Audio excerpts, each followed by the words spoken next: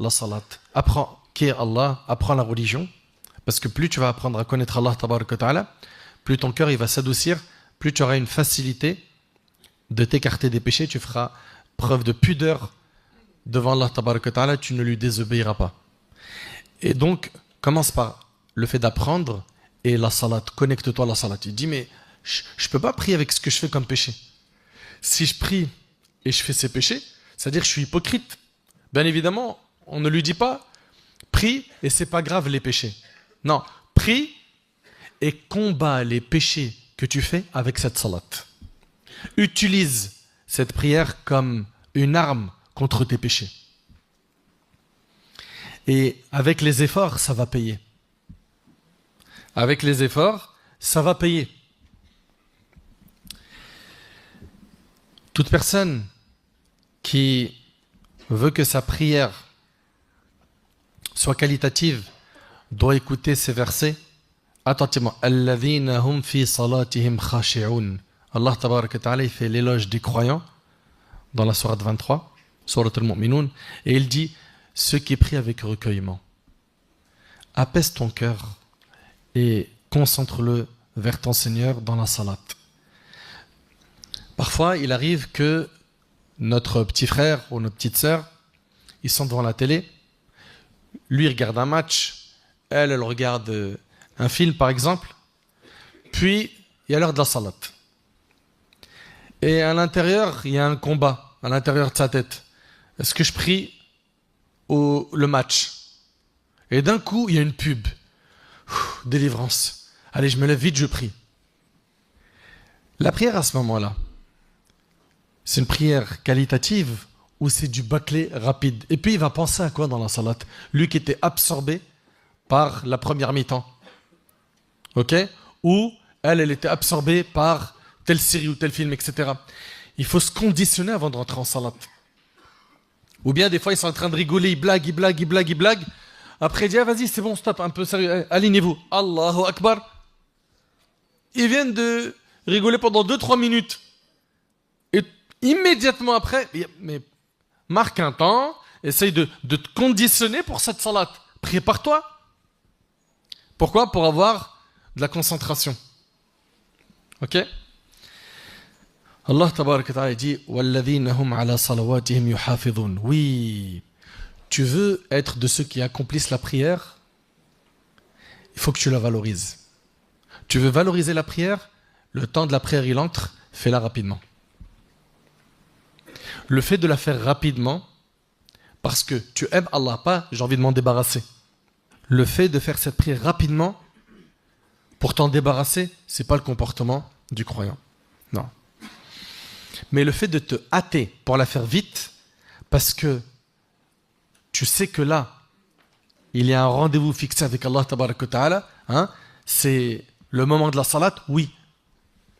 Ça, c'est un signe que ton cœur se porte bien, et surtout, c'est de cette manière-là qu'on accomplit la salat. Parce que la retarder et la faire à la dernière minute, tu as fait la salat, tu ne l'as pas accomplie. Tu ne lui accordes pas de valeur. Si tu l'accordes de la valeur, si tu accordes vraiment de la valeur à la salat, tu la fais rapidement. Et je vais aller plus loin.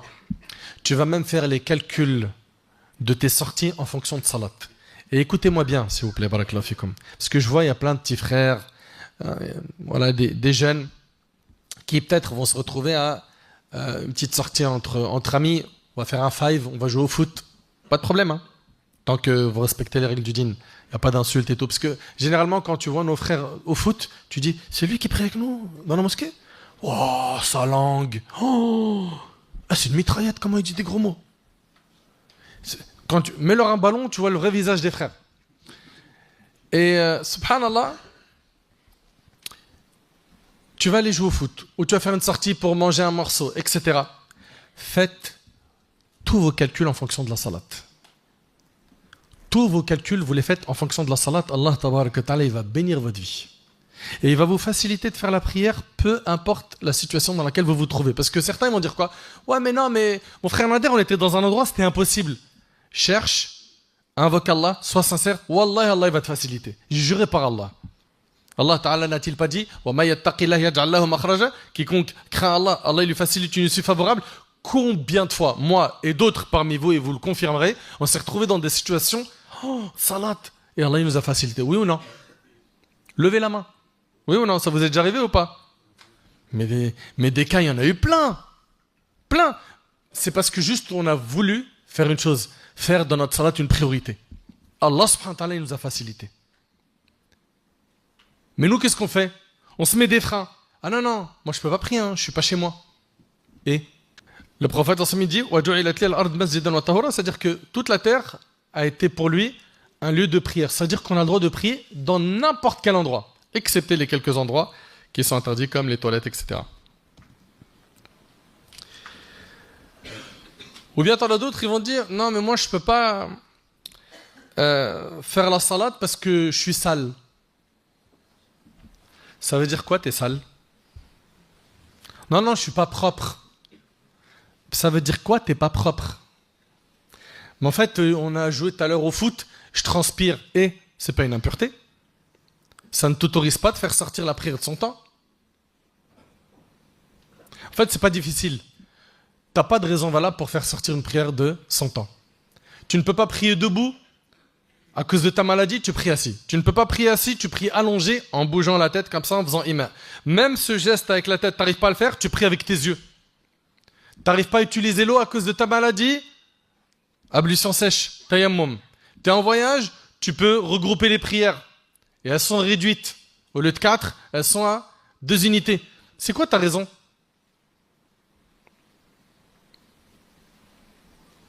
Subhanallah, même en temps de guerre à l'époque du prophète Assam, il faisait salat. Vous vous imaginez? Dans la bataille de Uhud, le prophète Assam, il est blessé, et les compagnons, ils vont l'aider, ils vont le porter, et il va faire salat. C'est quoi nos raisons valables pour pas faire la prière? Donc si toi, tu es de ceux qui honorent la salat, si tu accordes de l'importance à la salat, fais-la rapidement. Rapidement, c'est-à-dire quoi? Au début de son temps. Est-ce que c'est obligatoire? Non, c'est recommandé. Vohr, il est rentré, il est recommandé de le prier au début de son temps. Mais il est autorisé de le prier de son début jusqu'à sa fin.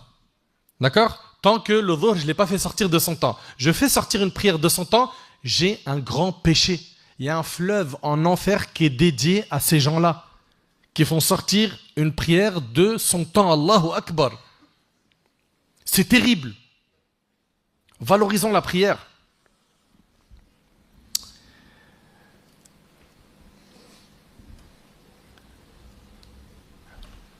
Pour que ta prière soit qualitative, concentre bien ton cœur sur celle-ci.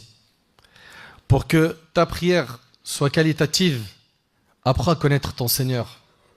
Allah tabaraka ta'ala dit wa ma qadarullah haqqa qadri. C'est une réalité, subhanallah. Les gens n'ont pas estimé Allah à sa juste valeur. C'est une réalité. Un patron, une star, n'importe qui vont le voir. Oh, j'ai envie de passer du temps avec lui. Et Allah, tu veux pas passer du temps avec lui en salat.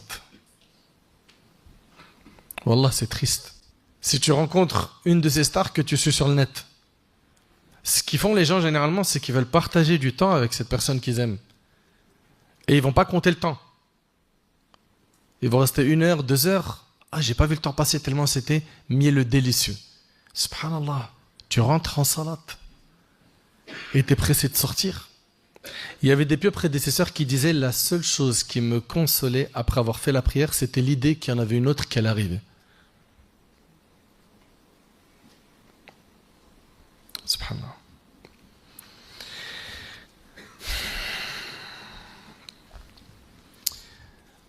Aussi, toi qui vas rentrer en prière, chaque acte et chaque parole dans la prière est censé te rappeler la grandeur d'Allah tabaraka ta'ala. Tu as dit Allahu Akbar. Tu dis Subhanallah. Sami Allahu liman hamida. Tu as dit Subhana Rabbi al-Azim. Toutes ces paroles-là, médite-les, comprends-les. En les comprenant, la prière va avoir de la valeur dans ton cœur et tu vas l'accomplir. Et tu vas l'accomplir. Pour synthétiser ce que je vous ai dit jusqu'à maintenant, ce que j'aimerais, Inch'Allah, qu'on ressorte avec quelque chose, que ce ne soit pas des contenus très longs à écouter.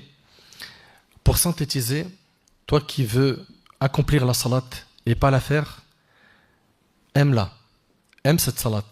Donne-toi les moyens de l'aimer. Fais-en un objectif. Mon objectif, c'est que j'aime la salat. Ok? Je vais apprendre à connaître la valeur de la salat. Ok? En lisant un peu plus à son sujet. Je vais faire le nécessaire pour me rapprocher plus d'Allah Tabaraka wa Ta'ala dans mes invocations afin qu'il m'aide. Je vais invoquer Allah Tabaraka wa Ta'ala pour qu'il m'aide dans cette tâche. Je vais connaître plus Allah, parce que plus je vais le connaître, plus dans mon cœur, je vais avoir cette envie de faire la salat. Je vais fréquenter des gens qui aiment la salat et qui la valorisent, pour qu'on s'entraide. Je vais donc me concentrer pendant salat et l'accomplir du mieux que possible avec mon cœur. Pour synthétiser donc tout ce que vous avez entendu, cette prière, il faut la faire avec le cœur, avec son âme, hein, l'aimer, nous donner les moyens de l'aimer, nous débarrasser de cet amour excessif qu'on a pour ce bas monde, parce que c'est l'obstacle qui nous empêche d'accomplir la salat.